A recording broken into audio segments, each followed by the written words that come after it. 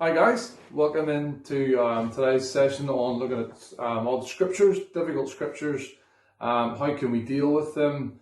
Scriptures like this come up a lot. This particular one comes up a lot and you often think, how do I answer that?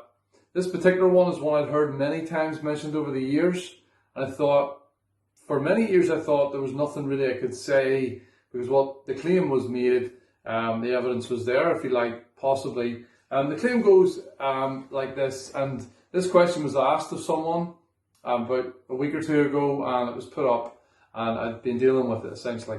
And the question goes like this: well, there's killing in the Old Testament. Either God allows it or He orders it to happen. How can He then tell us in the New Testament that we shouldn't kill? Or sometimes they follow it up with that last bit, and sometimes they don't. Either way, in the Old Testament, there's killing, there's people destroyed. God orders it, He doesn't order it, but He lets it happen. Why is this? Why does that happen? And there's many of these examples in the Old Testament like that. There's a few things to say. To start with, what I'd like to ask the person to begin with is, we're getting around the conversation about whether God, as the divine lawgiver, as our creator, has the right to take life or not. That's a slightly separate topic, but I'd like to ask about that first and say, are there morally sufficient reasons why God would take someone's life? Or could there be morally sufficient reasons why God would take a life? And again, that gets into that topic. Obviously, we believe there is. If we're going to both agree for now that there is a God, that He wrote His word, He gave us Jesus, and so on and so forth, are there morally sufficient reasons why He, as the giver of life, could take life away? We can talk about that, but obviously the answer to that would have to be yes. God, surely as our lawgiver, has morally sufficient reasons that we may or may not know about. But things that I would say then in answer to why would God order or allow killing in the Old Testament in His name, or to give the direct command. And some things I would say are, first of all, that His actions were on account of the people's sin. So in Deuteronomy 9, verse 4, we'll look at a few scriptures here today. It says in Deuteronomy 9, verse 4, it says, after the Lord your God has driven them out before you, do not say to yourself, the Lord has brought me here to take possession of the land because of my righteousness. No, it's on account of the wickedness of the nations that the Lord is going to drive them out before you. So the reason God drove them out, and that's really what the command was here, not killing as such, but to drive them out, was because of the wickedness of the nations. And also, in Deuteronomy 20, verse 18, not only is it the people's sin, but it's also the risk of the spread of the same sin. In Deuteronomy 20, verse 18, it says, otherwise they will teach you to follow all the detestable things they do and worship in their gods, and you will sin against the Lord your God.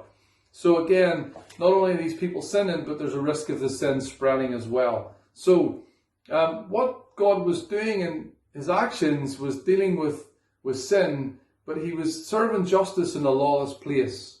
Rather than God acting in a fit of rage, for me, based on these scriptures, He was serving justice in a place that had no law system, no law courts, no police, no army, as such that represented the people, and no justice system.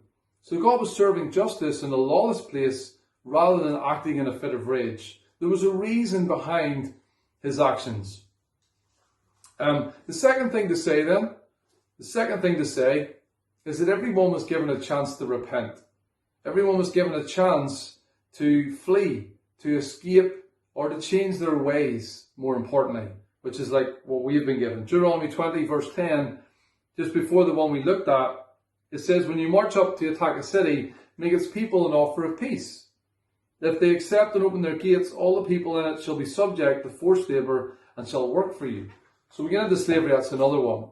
But we're dealing with God killing people in the Old Testament. He offered them terms of peace. So He had a reason for what He was doing on their sin. The second thing, as I say now, is He always gave them an offer of peace. They were always given a chance to escape the punishment that could have been coming their way. In this instance, it was a war scenario. The Israelites were brought into the promised land. They had to take over the land from those who were committing grievous sin, which we'll see in a moment, but they were given the people of offer of peace. You can avoid the actions that we're going to take right now or get in a war. It's like waving the white flag. We offer peace and we say, we'll accept it. We wave the white flag and say, okay. And so there's a chance to escape the things that we read about in the Old Testament. The actions that God had taken or had ordered could have been avoided. The people were given a chance to avoid them. God says, go and make them an offer of peace. And that always happened. In some instances, there was killings because they didn't accept the terms of peace that people had given them as commanded by God. They stayed and fought, ultimately. The other thing to say, and it comes from Genesis 15, when God's speaking to Abraham, and he says, I'm going to bring you into the promised land, but it'll happen when the sin of the Amorites, the people of the Old Testament, has reached its full measure. And that time from when he spoke to Abraham until the Amorite sin reached its full measure and God brought the people in was around about 400 years. Now when it says that sin of the Amorites reached its full measure, what this means is a couple of things. One, God is long suffering because he waited all them years to take action on the sin of the Amorites. And the second thing is, what was the sin of the Amorites? Well, there was many sins, but this sin that we know was full measure, if you like. It says when the sin reached its full measure, the full measure of the sin, as we know, was child sacrifice. We know that the Amorites had a false god, Molech. They had a statue of this god. They used to get the arms of the god, which were burning red hot, and they used to set the child into the arms of this false god, and the child would die. So imagine watching such a scenario. It's unthinkable to our modern minds that anyone could do this, but they believed that to placate and sacrifice to this god would bring blessings on your life, blessings on your crops, blessings on your money, on your relationships, your further children. Seems kind of bizarre, but that it would bring blessing to placate this god Molech. So this is what they were doing, and that's what it means that the sins had reached its full measure. God was long-suffering, as I said, Genesis 20. But also, it does tell us about this. Leviticus chapter 20 also talks about this sin. And it tells us in verses 1 to 5 about this specific sin that was in the mind of God in Genesis 15 when he said this sin will reach its full measure. 20 verses 1, it says, the Lord said to Moses, say to the Israelites, and the Israelite or foreigner residing in Israel who is sacrificing any of his children to Molech, is to be put to death. The members of the community are to stone him. I myself will set my face against him and will cut him off from his people. For sacrificing his children to Molech, he has defiled my sanctuary and profaned my holy name. So again, it talks about not closing your eyes when you see that this is going on. Clearly this can't be tolerated. Child sacrifice to a God that isn't real. Surely God needed to do something. And that brings me to another point. So often today you hear people complaining about God tolerating and allowing evil to exist. Why does God not act more? Why does he not step in here? Why does he not do something about this situation? Well, as soon as we read about scenarios where God did act, and we are told why, we're told that he was long suffering with this sin. How could he watch it any longer? People sacrificing their children to something that wasn't real. Surely God needed to do something. And yet people complain and they say, well, God doesn't do anything, he's at fault. God then does something and he's still at fault. So whatever scenario we have, people aren't happy. For me, like most people, I think God will act. He'll act in his way.